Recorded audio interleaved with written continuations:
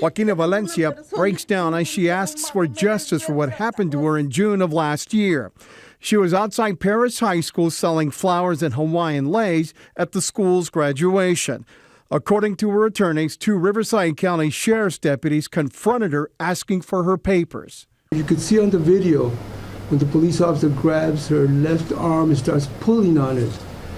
Yeah, she has the flowers in her hand, and that's when the action takes place. She's grabbed by the hair and pulled down and body slammed to the sidewalk.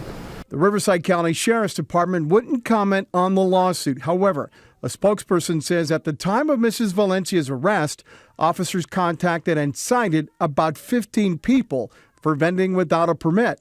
The last vendor contacted was Mrs. Valencia. The department statement goes on to say, while the other vendors cooperated with officers, Mrs. Valencia, after giving officers a number of fake names, was arrested and booked for resisting arrest.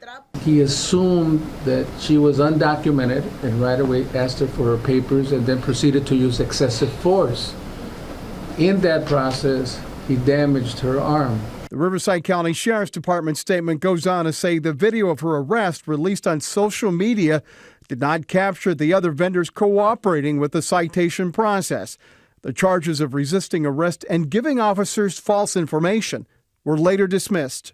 Mrs. Valencia says she hasn't been able to work because of her injuries, and she says every time she sees a uniformed police officer, she gets nervous and scared.